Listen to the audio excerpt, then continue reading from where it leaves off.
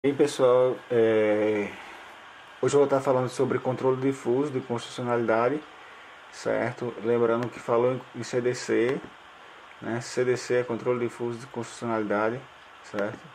Eu vou estar baseando minha aula nesse curso aqui, o controle difuso de constitucionalidade da OAB, do Trilhante, certo? Muito bom, né? É devido à brevidade com as provas, eu não vou poder estar fazendo pesquisando em livros, essas coisas todas. Isso é um resumo do que eu entendi sobre essa aula, que é muito boa mesmo. Certo? É excelente. Quem quiser, assista essa aula e depois pega esse resumo que eu fiz também, ou pega esse resumo e depois assiste a aula, tanto faz. Eu queria só dizer o seguinte, que geralmente, às vezes, eu também, mesmo fazendo os vídeos, eu aconselho vocês utilizar aqui, vir aqui no YouTube, ó, e bota a velocidade 1.5, 1.2, que é para dar maior celeridade para quem gostar. Geralmente eu nunca assisto a aula normal. Eu queria só fazer um adendozinho para esse site aqui, Scrap2Zap, que é muito bom, né? Eu utilizo ele bastante, né? É uma propaganda que eu estou fazendo desse programa aqui que inventaram, que é muito bom, que eu utilizo geralmente no meu WhatsApp, né? Na hora que você vem aqui, clica aqui, na verdade ele cria um carinha virtual aqui, ó, que aí você joga tudo pra ele. É como se fosse, aí eu jogo pra cá e depois que eu jogo pra cá, eu jogo lá pra onde eu quero. Se eu quiser compartilhar, e aqui fica tudo armazenado. É como se fosse um amigozinho virtual. Às vezes eu faço algumas gravações de áudio aqui, verifico se tá tudo certo e depois eu compartilho com meus amigos, etc e tal. Beleza, esse Scrap2Zap é muito bom. Essa é uma dica que eu dou. O link vai estar na descrição do vídeo. E bora para aula, né? Então a gente vai falar sobre controle de constitucionalidade, né? Um nível de controle difuso de constitucionalidade, baseado naquela aula que eu acabei de falar, certo? Então o controle difuso de constitucionalidade, eu particularmente eu não assisti outras aulas, né? Então na verdade é uma continuidade do assunto do controle difuso de constitucionalidade. Então tem algumas perguntas importantes que você deve saber. Por exemplo, que normas podem ser objetos de controle difuso? Né? Quais são as normas que podem ser controle difuso? Então, todas as normas, toda e qualquer norma editada após a Constituição de 88. Eu peguei e fiz um desenhozinho mnemônico aqui, ó, sem difuso e difuso, certo? Difuso, a partir de 1988, aí ficou tudo como se fosse um jato saindo, entendeu? Então, o controle difuso, ele é a partir de 1988. Toda e qualquer norma editada após a Constituição Federal de 1988 pode ser alvo, pode ser objeto do controle difuso de constitucionalidade, certo? Aí pode, então o controle difuso pode ser de qualquer lei, auto normativo, distrital, qualquer lei, tudo no âmbito jurídico a partir de 1998 pode ser objeto de controle difuso de constitucionalidade. Né? O único critério do controle difuso é que seja posterior à Constituição de 1988. Então, toda lei, ato normativo que for posterior à Constituição de 1988, ela faz parte, ela pode ser objeto do controle difuso de constitucionalidade, certo? Eu queria só que vocês relevassem erro de português, porque isso aí foi um resumo que eu faço para mim, que eu estou compartilhando com vocês, né? Então eu não me preocupo com formato de letra nem nada não, entendeu? Erro mesmo e bora pra frente. Então, ó, eu sempre vou fazer menção ao CDC, né? Que é Controle Difuso de Constitucionalidade. Por quê? Porque é importante você saber disso, que é CDC. Porque você pode pensar que é Controle Difuso de Inconstitucionalidade, que não é. Então, para evitar isso aqui, eu botei CDC, ó, na página 2, página 3, página 4, sempre CDC, sempre CDC, sempre CDC. Certo? Então, a gente viu, né? Eu sempre vou estar voltando porque essa é uma aula para memorizar. Quem escutar essa aula vai ser bem legal, que vai estar memorizando. Então, ó, que normas podem ser objetos de controle difuso? Toda e qualquer norma a partir de 1988, beleza? Então, ó, tem esse negócio aqui, né, um jato saindo aqui, sem difuso, com difuso. E toda ela, certo? Editada após a Constituição de 1988. O único critério do controle difuso é que seja posterior à Constituição de 1988. Então, quem tem competência do controle difuso constitucional? Veja só, existe uma diferença de competência para legitimidade. Competência é quem pode julgar, quem pode atuar no controle difuso. né? Então todo e qualquer magistrado. Aí você pode ver aqui, ó, que eu coloquei aqui, ó, todo e qualquer magistrado, tá vendo? Botei até um juizinho aqui, essa carinha aqui, né? Então,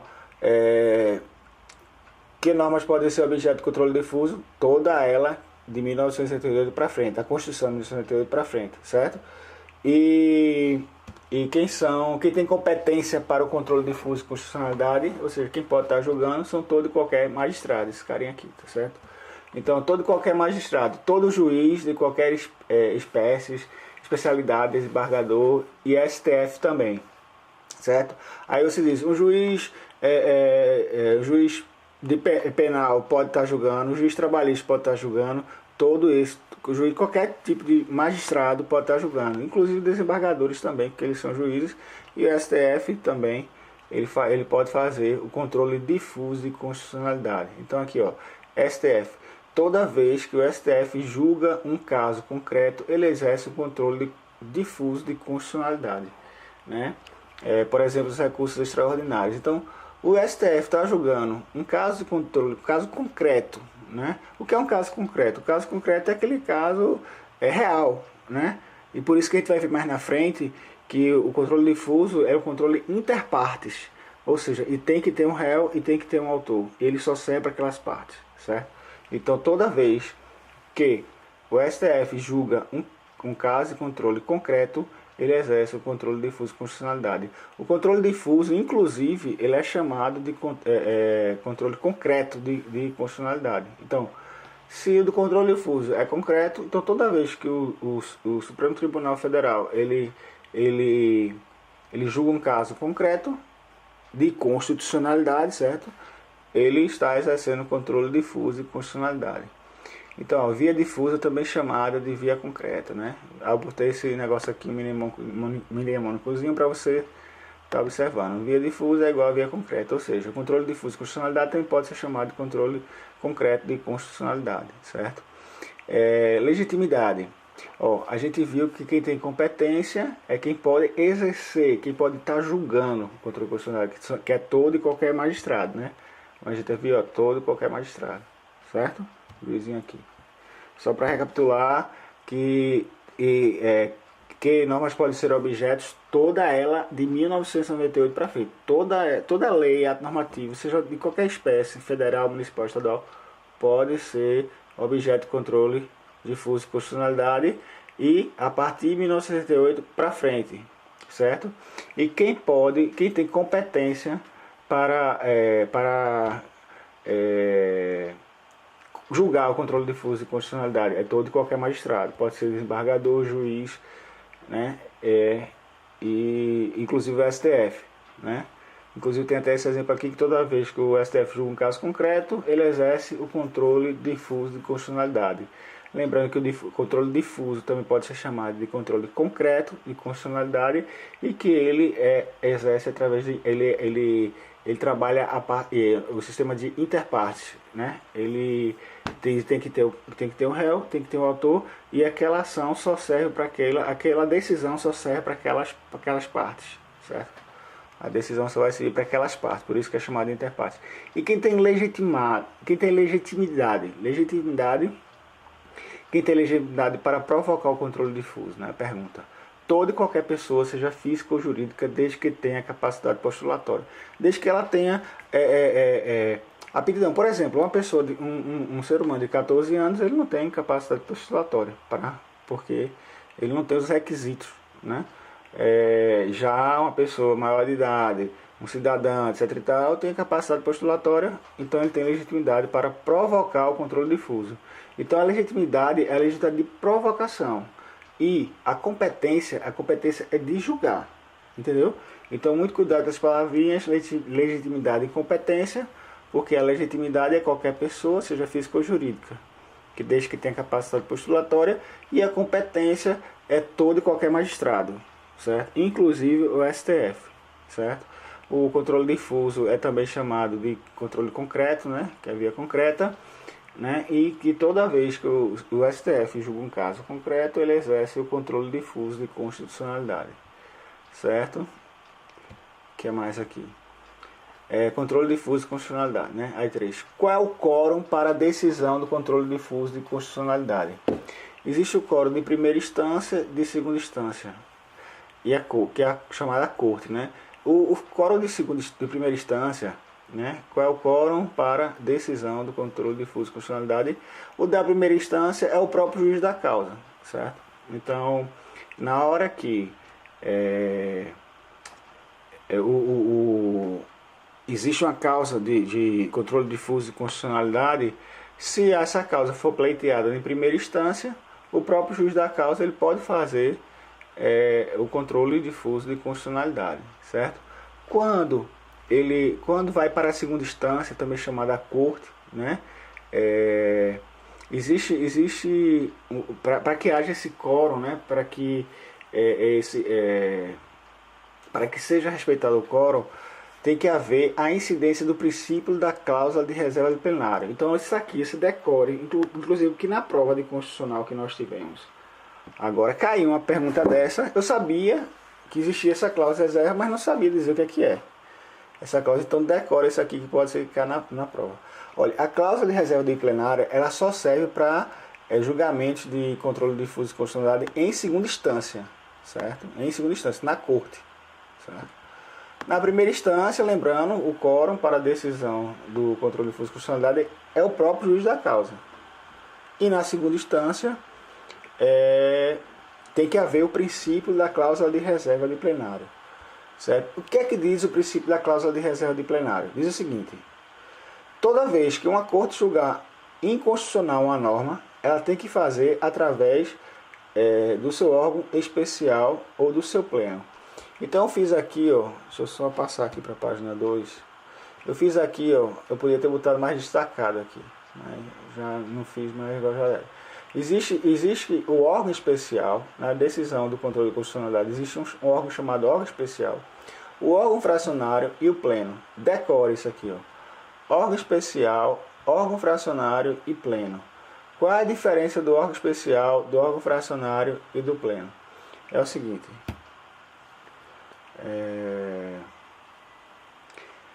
A diferença é o seguinte, veja bem, no órgão cadê aqui? Vamos lá. Quando chega uma situação de controle de constitucionalidade, difuso de constitucionalidade, toda vez que chega uma situação dessa, para a segunda instância, né, porque o princípio da causa de reserva de plenário refere-se à segunda instância, né, que é a corte. Então, toda vez que nós chega uma causa de controle difuso de constitucionalidade, existe um órgão especial. Esse órgão especial, ele é criado por quê? Porque é o seguinte, existe o pleno. O que é o pleno? O pleno são todos os desembargadores, né? Se você pegar uma cidadezinha pequenininha, né, que tenha poucos desembargadores, o pleno é pequeno. Mas quando é uma cidade muito grande, feito São Paulo, já pensou? Vai julgar um controle de inconstitucionalidade, todos os desembargadores da cidade não podem, né?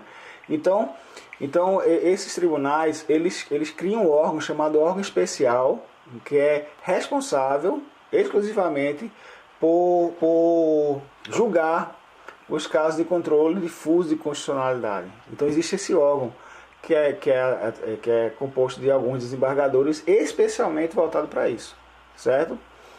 Já o órgão fracionário não. O órgão fracionário é aquele órgão pequeno, composto dentro do tribunal, composto de poucos desembargadores, que são responsáveis por analisar alguns casos recorrentes no tribunal, certo? Então o órgão fracionário ele não tem legitimidade, observe bem, não tem legitimidade para julgar os casos de controle difuso de constitucionalidade. Existem algumas exceções que eu vou falar daqui a pouco, certo? Porém, regra, o órgão fracionário tem competência para estar julgando o controle difuso de constitucionalidade ou de controle concreto, né, de constitucionalidade? Não. Salvo essas exceções aqui que eu vou falar daqui a pouco. Certo? Deixa eu voltar aqui para a página 2 só para ver se eu faltei alguma coisa. Então, ó, o princípio da cláusula da reserva de plenário, ela está no artigo 97 da Constituição Federal do Brasil. Diz que toda vez que uma corte julgar a inconstitucionalidade de uma norma, ela tem que fazer através do seu órgão especial ou do seu pleno. certo? Então, toda vez... Então, decore isso aqui. Vamos ver o que é que diz esse artigo aqui. Artigo 97 da CTB. Vamos lá. Google. Artigo 97. Constituição. Então... Ó, diz aqui, ó. Somente pelo voto da maioria absoluta de seus membros ou dos membros dos respectivos órgãos. Quando ele fala maioria absoluta de seus membros, seria o pleno, né? Vamos ver aqui o que diz aqui. De seus membros ou dos membros do respectivo órgão especial poderão os tribunais declarar a inconstitucionalidade de lei ou ato normativo do poder público. Então, quando ele fala somente, isso aqui é justamente a lei da cláusula de reserva de plenário. Que somente pelo voto da maioria absoluta, ó, pense, isso aqui também é muito importante, ó, maioria absoluta, né, que tem a maioria qualificada, a maioria simples, ó, somente pelo voto da maioria absoluta, extremamente importante isso aqui, de seus membros, no caso do pleno, né, ou dos membros dos respectivos órgãos especial. Órgão especial que eu falei agora, expliquei o que é órgão especial. Poderão os tribunais declarar a inconstitucionalidade de lei ou ato normativo do poder público, certo? Então é isso que diz o princípio da reserva do plenário. Diz que toda vez que uma corte julgar a inconstitucionalidade de uma norma ou lei, né, ela tem que fazer através de seu órgão especial ou do seu pleno, certo? Órgão especial disciplinar. A gente acabou de ver isso aqui, ó. Então aqui, ó, o princípio da cláusula de reserva de plenário, ela tem que ser feita pelo órgão especial ou pelo seu pleno. A gente viu também que o órgão fracionário, ele não tem qualificação para o controle difuso de constitucionalidade. Agora preste atenção, o órgão fracionário, ele tem competência, ele não tem competência para fazer tomar decisões a respeito do controle difuso de constitucionalidade. Agora existem algumas exceções que são bem simples de você entender. É o seguinte, as exceções é que quando o pleno ou o órgão especial já tiver julgado a inconstitucionalidade do ato ou norma, ou quando o STF já tiver julgado a lei ou ato normativo institucional inconstitucional, certo? Ou seja, quando já tiver sido julgado essa inconstitucionalidade ou pelo pleno, ou pelo órgão especial, ou pelo próprio STF, né? O órgão fracionário, ele pode ter competência para estar julgando a inconstitucionalidade, para ele estar fazendo o controle difuso de constitucionalidade, certo? Somente dessas duas exceções. Então, no caso do órgão fracionário, você pode dizer na prova assim,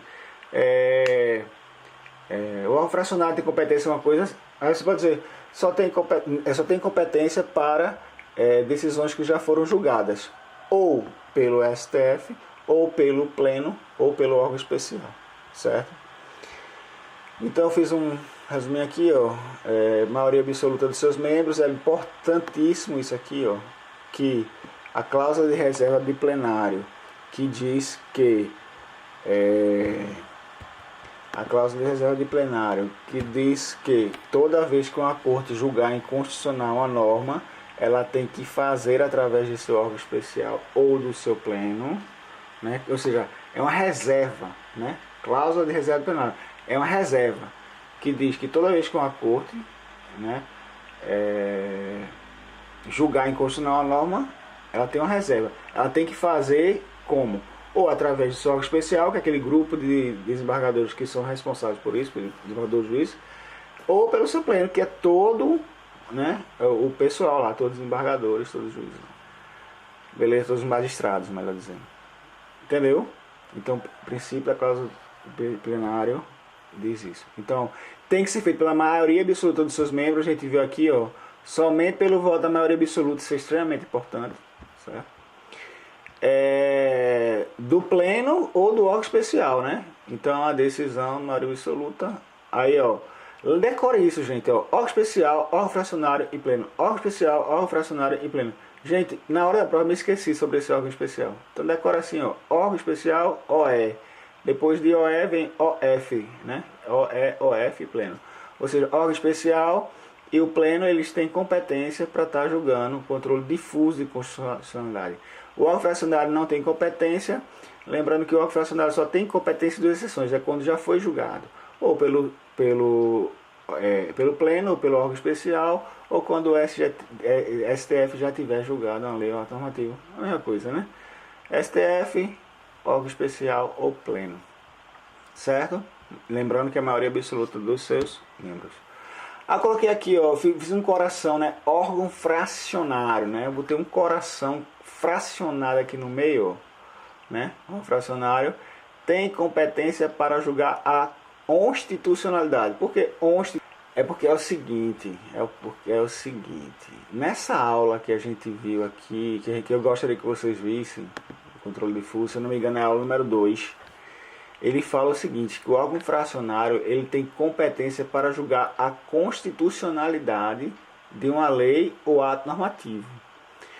Porém, o órgão fracionário não tem competência para julgar a inconstitucionalidade.